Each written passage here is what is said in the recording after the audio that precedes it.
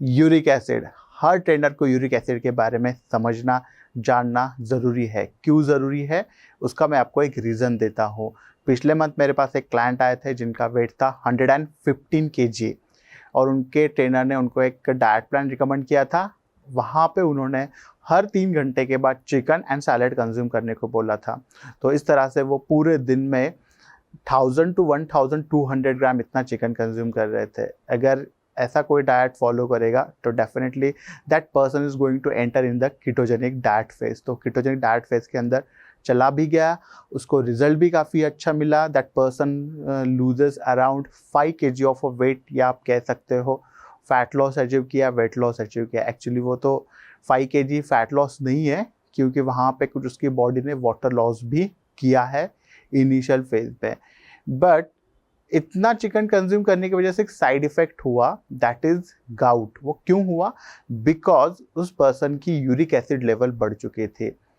उसी के साथ एक सेकंड एग्जांपल देता हूँ। एक क्लाइंट आए थे जिन्होंने यूट्यूब के थ्रू खुद का डाइट प्लान डिज़ाइन किया था, ओमार डाइटिंग के बारे में सीखा था, वंस मील अ डे, और कार्ब्स को भी उन्होंने काफ़ी अच्छे से पढ़ लिया था। उन्होंने खुद का डाइट प्लान डिज़ाइन कर लिया कि मैं दिन में एक ही बार खाऊंगा, वो खाऊंगा तो सिर्फ प्रोटीन खाऊंगा, और प्रोटीन में सिर्फ मटन खाऊंगा। तो रफली that person is consuming 400 to 750 gram of a mutton on daily basis. उसके साथ अल्कोहल इंटेक भी काफ़ी ज़्यादा था, तो उनका भी यूरिक एसिड बढ़ चुका है।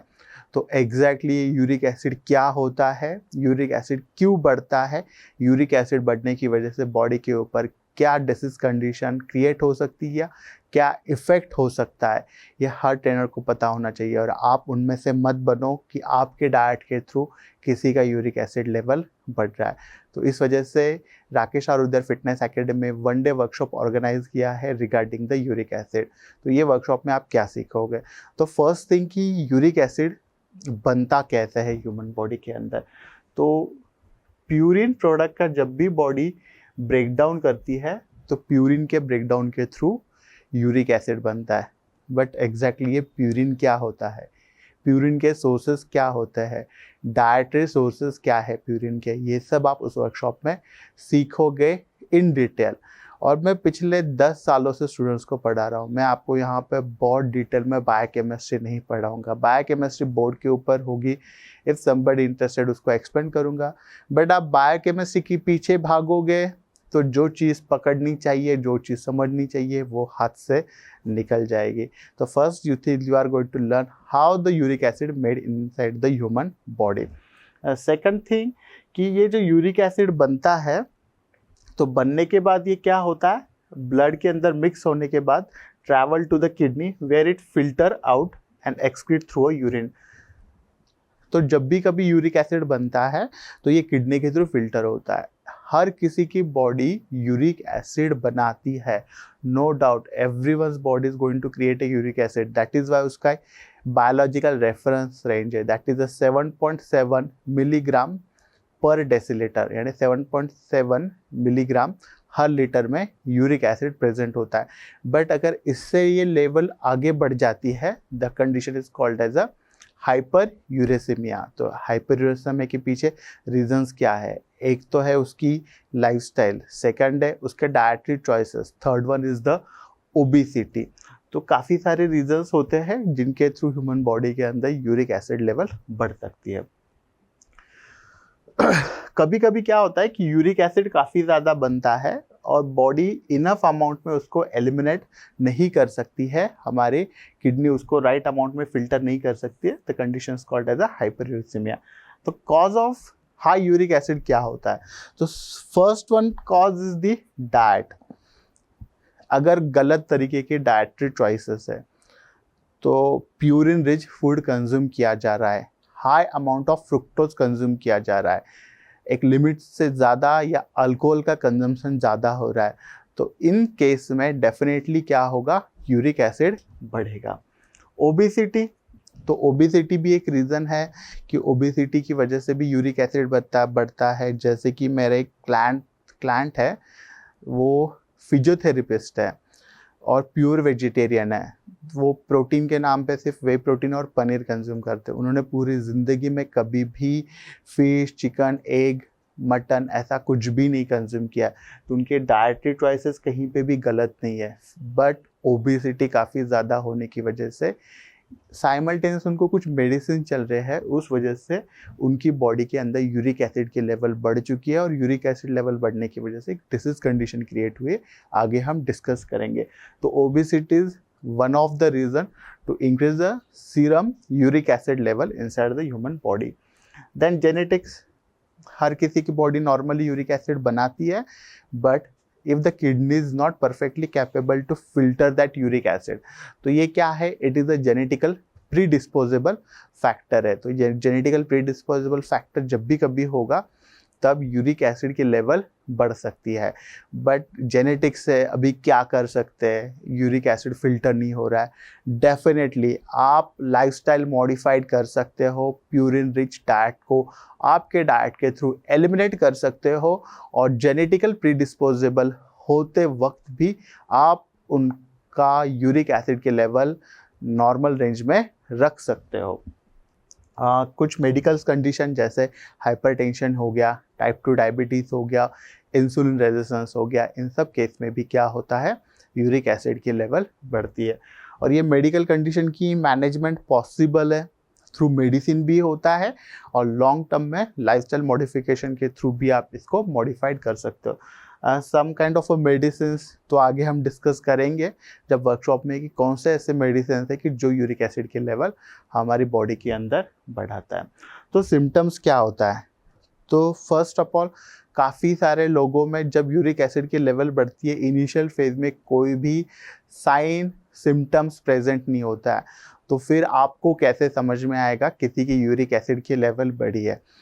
तो एक स्टैंडर्ड प्रोटोकॉल है, जब भी आपके पास कोई एक क्लाइंट आएगा जिसको फैट लॉस अचीव करना है, ओबेसिटी उसकी बॉडी में डेवलप हो चुकी है, फैट परसेंटेज काफ़ी ज़्यादा है, तो आप कभी भी उसका डाइट प्लान, मील प्लान करने से पहले कुछ बेसिक टेस्ट होते हैं वो उसको करने को बोलोगे। दैट कॉस्ट अराउंड 1000 to 1300, 1200 से 1300 रुपये में आपके जो बेसिक टेस्ट है वो कंप्लीट हो जाते हैं। तो उस बेसिक टेस्ट के अंदर क्या आता है, KFT आता है, KFT के अंदर क्या आता है, यूरिक एसिड आता है, या आप सेपरेटली भी यूरिक एसिड का टेस्ट करा सकते हो। तो मोस्ट ऑफ द टाइम क्या होता है, क्लाइंट को पता ही नहीं होता उसकी यूरिक एसिड की लेवल बढ़ चुकी है, बट जब भी कभी हम उनको ब्लड रिपोर्ट करने को बोलते हैं, किडनी फंक्शन टेस्ट, KFT देखते हैं, यूरिक एसिड की लेवल चेक करते हैं, तब आपको समझ में आएगा that person already develop hyperuricemia. मतलब क्या है कि उसकी यूरिक एसिड की लेवल बढ़ चुकी है।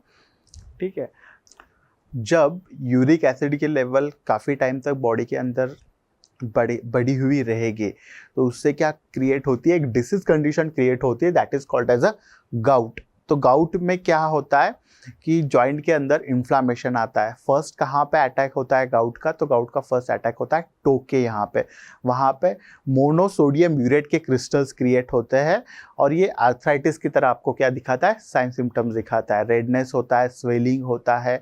आप जब भी वॉक करोगे या जब भी कभी आप मूवमेंट करोगे लेग की, तो वहाँ पे एक पेनफुल कंडीशन क्रिएट हो सकती है। कुछ सीवियर केस में जो पेशेंट्स होते हैं वो उनका फीट टच नहीं कर पाते हैं ग्राउंड से, they have to walk on single legs, तो वो काफ़ी ज़्यादा पेनफुल कंडीशंस होती है।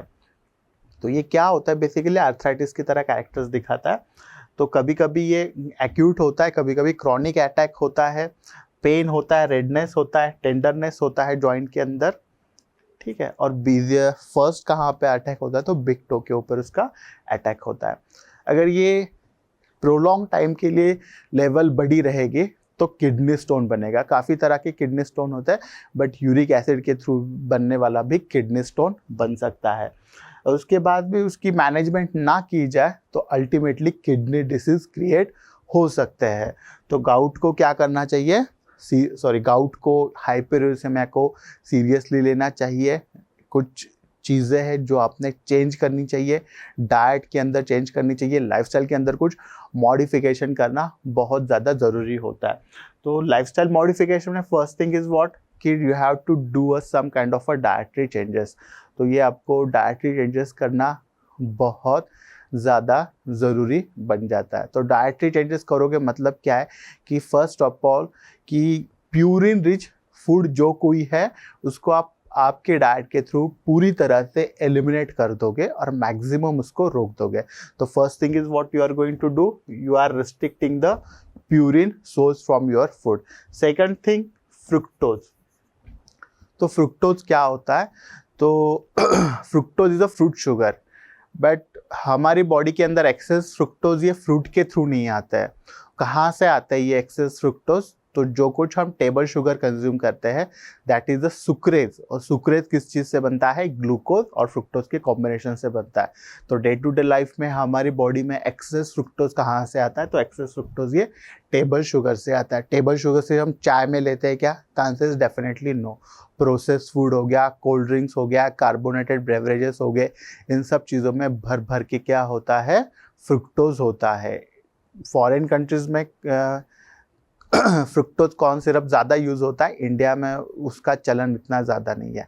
हम टोमेटो केचप भी है तो उसके अंदर शुगर कंटेंट काफ़ी ज़्यादा होता है, तो इस वजह से FDA ने मेंशन किया है एडेड शुगर स्पेसिफिकली मेंशन करना है। तो एक तो हो गया आपका प्यूरिन रिच फूड को अवॉइड करना है, second thing is what? Second thing is fructose को अवॉइड करना है, and third thing is what? Alcohol intake. तो alcohol is also responsible to increase the uric acid level in your body. तो alcohol भी क्या करना है आपको? You have to restrict the alcohol intake. Fourth one is what? Weight management.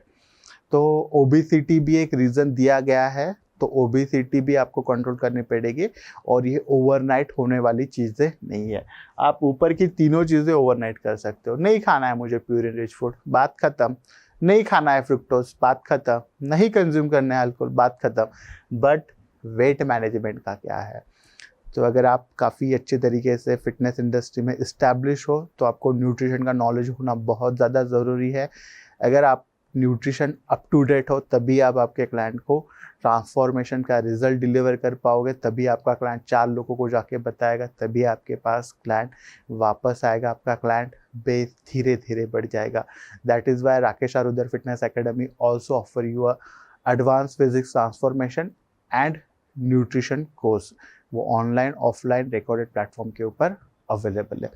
तो अगर आपको भी यूरिक एसिड के बारे में जानना है, सीखना है, उसकी मैनेजमेंट कैसे की जाती है, क्या किया जाता है, तो ये अपकमिंग 4 आवर का जो यूरिक एसिड का वर्कशॉप है ये आपके लिए है।